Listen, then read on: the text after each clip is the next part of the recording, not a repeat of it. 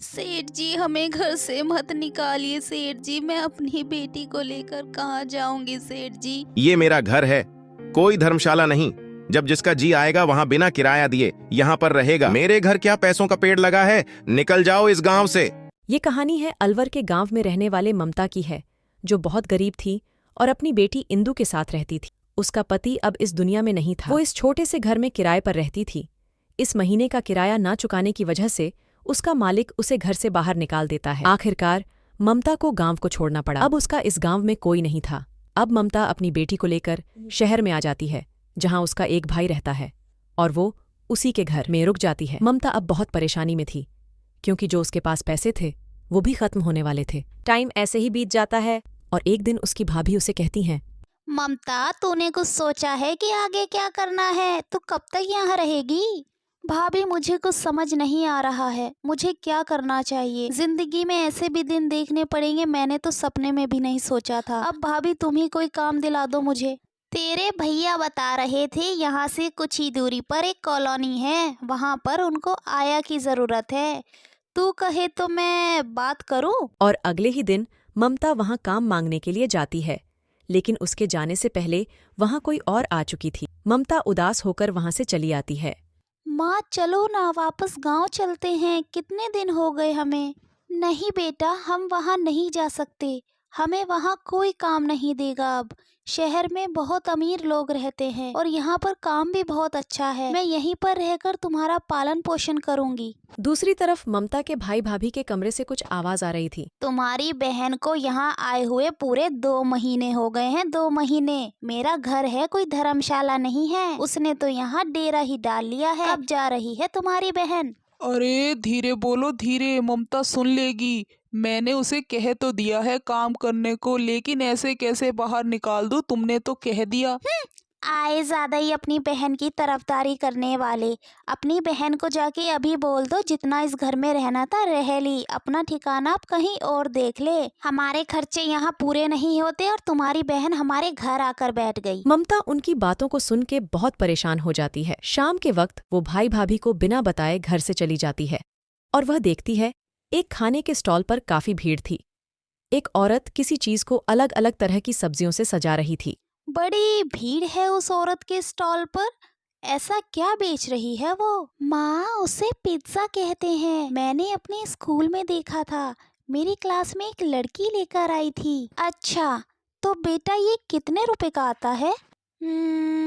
ये तो पता नहीं माँ। आप कहे तो मैं पूछ कर आऊं? ममता की बेटी पिज्जा वाले के पास जाती है, फिर अपनी माँ को आके बताती है कि एक पिज्जा 50 रुपए का है। और ममता के कहने पर उसकी बेटी पिज्जा वाली से पिज्जा ले आती है। फिर ममता और उसकी बेटी दोनों पिज्जा खाते हैं। माँ, ये तो बहुत ही मजेदार है। ऐसी चीज मैंने आज से पहले कभी नहीं खाई। सचमुच में ये तो कमाल की चीज है।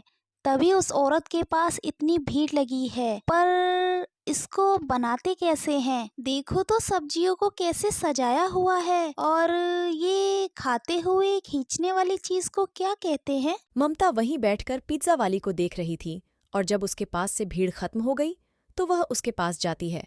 हाँ बहन, क्या चाहिए तुम्हें? बहन, मैं गांव की सीधी सादी औरत हूँ। यहाँ किसी काम से आई थी, लेकिन अब मैं अपना कुछ काम करना चाहती हूँ। क्या आप मुझे ये बनाना सिखा दोगी? बहन, क्या पूरे शहर में सिखाने के लिए तुम्हें मैं ही मिली थी? मुझे तुमसे हमदर्दी है, मगर मैं तुम्हें ये बनाना नहीं सिखा सकती। उसके साफ मना करने पर ममता का दिल टूट जाता है और वह बहुत उदास हो जाती है। अगले दिन वह फिर काम की तलाश में जाती है, लेकिन उसे आज भी कहीं काम नहीं मिलता।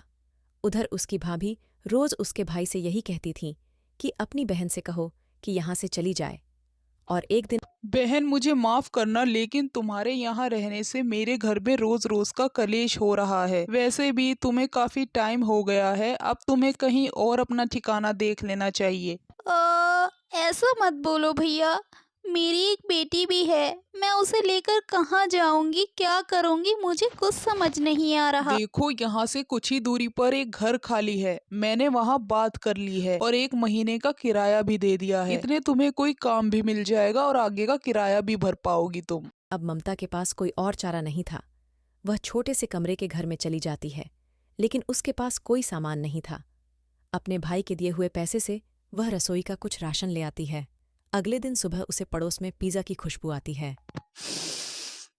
ये तो वही खुशबू है जो उस दिन हमने खाया था। लगता है कोई पड़ोस में पिज्जा बना रहा है। ममता घर से बाहर आती है तो देखती है उसकी पड़ोसन के घर से बहुत अच्छी खुशबू आ रही है। वह अपनी पड़ोसन के घर का दरवाज़ा बजाती है। एक बड़ी उम्र की औरत दरवाज़ा खोलती है। बेटी, कौन हो तुम? मैंने तुम्हें पहचाना नहीं। मौसी, हम कल ही आपके पड़ोस में रहने आए हैं। आपके घर से बड़ी अच्छी खाने की खुशबू आ रही थी, इसलिए चली आई। ओह, अच्छा अच्छा, तुम पिज्ज़ा की बात कर रही हो। बेटी, यही तो मेरा काम है। सुबह शाम पिज्ज़ा ठेला लगाकर पिज्ज़ा बेचती हूँ, इसलिए सुबह से ही इनकी तैयारियों में लग जाती हूँ मैं, और शाम को अपने काम पे चली जाती हूँ। क्या करूँ बेटा, मेरा बेटा तो अलग ही रहता है। बूढ़ा शरीर है, धीरे धीरे ही काम कर पाता है ना। अब कोई सहारा तो है नहीं। दुनिया में आए हैं तो जीना भी पड़ेगा ही बेटी। उसके लिए खुद के हाथ पैर ही काम कर रहे हैं। पिछले 5 सालों से इसी काम को कर रही हूँ मैं। तुम बताओ कुछ अपने बारे में। मौसी, मैं भी दुखों की मारी औरत हूँ। गांव में किराए पर रहती थी। किसी मजबूरी के चलते मैं किराया नहीं चुका पाई तो गांव ही छोड़ना पड़ा और यहाँ आना पड़ा, और अभी काम की तलाश में हूँ।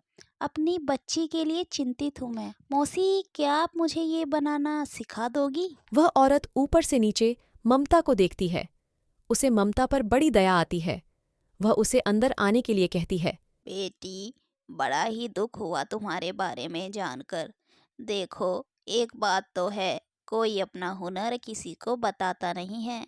मेरी उम्र अब इतनी भी नहीं है, न जाने कब भगवान का बुलावा आ जाए। तू अगर दिल से ये काम सीखेगी तो 2 दिन में ही सीख जाएगी। ये सुनकर ममता खुश हो जाती है और अगले दिन का बोलकर वहां से घर आ जाती है। अगले दिन सुबह सुबह वह पिज्ज़ा बनाना सीखने जाती है और पूरी लगन के साथ वह 3-4 दिन में ही पिज्ज़ा बनाना सीख जाती है। वाह बेटी, बहुत ही समझदार हो तुम तो। कितनी जल्दी सब कुछ सीख लिया। देखना, तुम एक दिन बहुत कामयाब इंसान बनोगी। मौसी, जब आपने मुझे इतना काम सिखा ही दिया है, अब ये भी बता दो कि मैं इसे कहाँ पर बेचूं? ऐसी बात है तो बेटी ऐसा कर, शाम को तू मेरे साथ ही चल, मेरी मदद करवाना। शाम को ममता उस औरत की मदद करने के लिए साथ जाती है। वह पहले देखती है वह औरत किस तरह से पिज्ज़ा को सजा रही है और ग्राहक को दे रही है। फिर वह औरत ममता से कहती है कि अब तुम यह काम शुरू कर सकती हो। और कुछ दिन ममता उसके साथ जाते जाते यह काम बहुत अच्छे से सीखती है। वो औरत कुछ पैसे ममता को उधार दे देती है और ममता अपना काम शुरू करती है। सुबह से लेकर दोपहर तक ममता और उसकी बेटी इंदु पिज्ज़ा को बनाने की तैयारी में लग जाती है। और फिर ममता अपना स्टॉल ऐसी जगह लगाती है जहां लोगों की भीड़ बहुत अच्छी थी। पहले दिन उसके पास 1-2 ही ग्राहक आते हैं। हे भगवान, मेरी मदद करना। मैंने ये काम तो शुरू कर लिया, लेकिन मुझे नहीं पता कि मैंने सही किया है या गलत। मुझे अपनी बेटी का भी तो सोचना है, इसलिए भगवान आप मेरी मदद करना।